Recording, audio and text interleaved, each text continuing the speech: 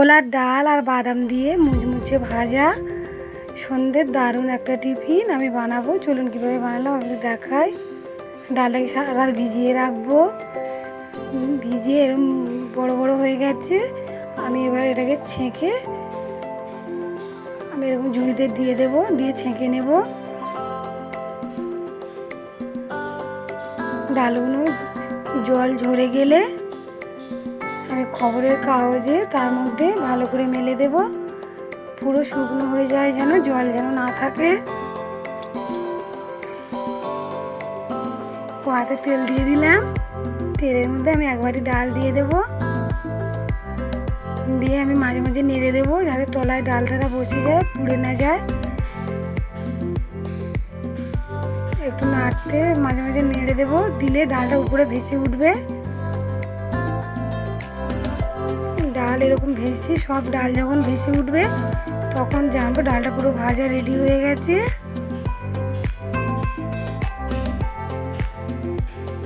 এই জন্য আস্তে আস্তে সব ডাল ভেসে উঠছে। সব ডাল যখন ভেসে উঠবে আমি ডালটা তুলে নেব।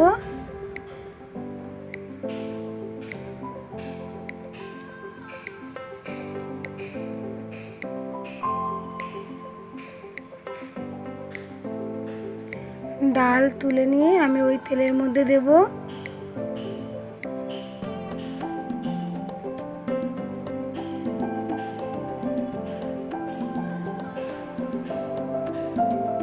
তেলের মধ্যে দিয়ে দেবো একটা শুকনো লঙ্কা, দুটো কারি পাতা, আর দিয়ে দেবো কাঁচা বাদাম। বাদামের কালারটা চেঞ্জ হলে তুলে নেব।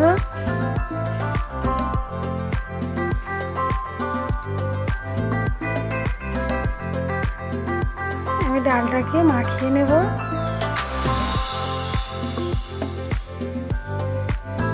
আমি ডালের মধ্যে দিয়ে দিলাম কারি পাতা, দিয়ে দেবো বাদামগুলো,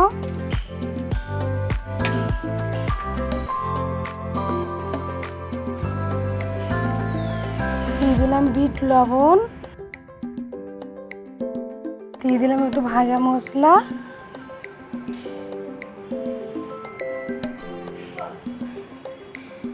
আমি একটা চানা মশলা কিনেছি ওটা দিয়ে দেবো চটপটে হওয়ার জন্য। দিয়ে আমি চামচ দিয়ে ভালো করে মাখিয়ে নেব। মাখিয়ে নিলেই রেডি আমাদের চটপটে ডাল ভাজা রেডি।